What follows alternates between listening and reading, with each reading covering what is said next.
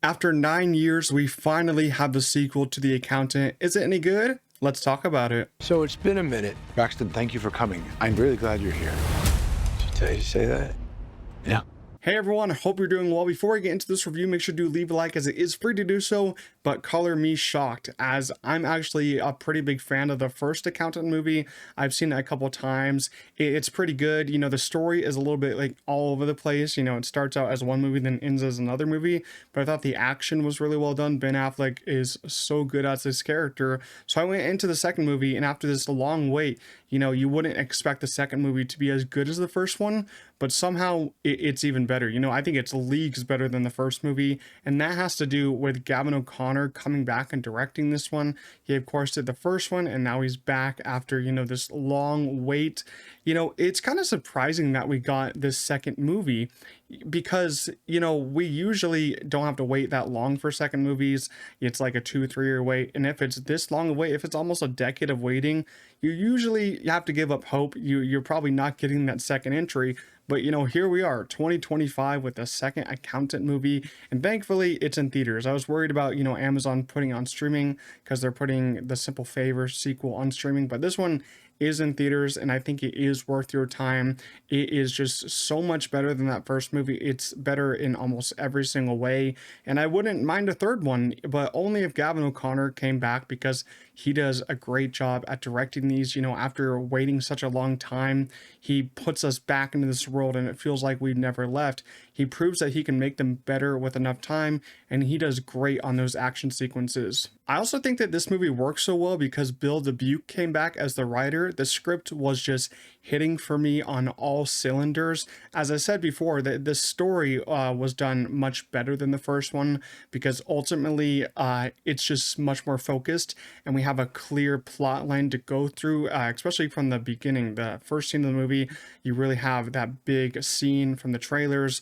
J.K. Simmons' character dies. It's from the trailers, not a spoiler. And then it all goes down from there. It's kind of like a really good mystery.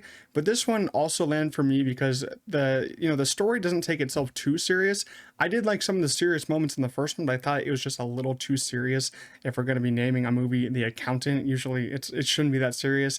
And this one, the comedy, it's leveled up, you know, extremely high. There's comedy in the first one. This one has so much more comedy, and I thought it was just hilarious. And I actually liked how they turned it into more of a fun comedy action flick rather than keeping it as serious as the first one. You know, it leaned heavily into Ben Affleck and John Bernthal's chemistry as brothers, because it was revealed that, you know, they're brothers at the end of the first one. And in this one, they finally reunite after, you know, years to do a mission. And basically the story revolves around this mission where they have to find this kid. And that more or less turns this into a buddy comedy. And I loved all that. And my audience did too, because every joke got a huge laugh. Without giving any spoilers away, some of my favorite scenes of the year are in this movie, and it just had me laughing and smiling from ear to ear. One of them is Chris going on a speed date kind of thing, and he messes with kind of the way to get all the girls to like him. And the other one is him and his brother going to a bar and go line dancing, and what follows after that just is done, you know, so well. The comedy in here is done to a T, and I couldn't stop laughing. I do want to go a little bit more in depth on our leads here. John Bernthal, as I said, is back as Braxton, and then Ben Affleck is back as his brother, Christian Wolf. I think they both, do such an excellent job together. As I said before, they have excellent chemistry here. I think John Bernthal is just, you know, so good in every movie.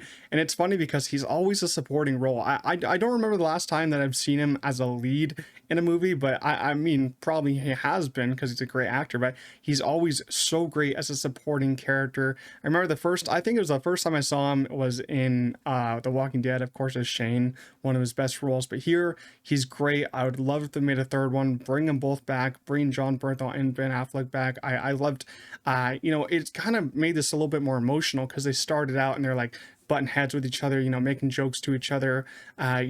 Christian Wolf and Braxton, you know, they kind of go at it, but in the end, it gets kind of emotional. They become, you know, best brothers again. Ben Affleck here as Christian Wolf, so funny.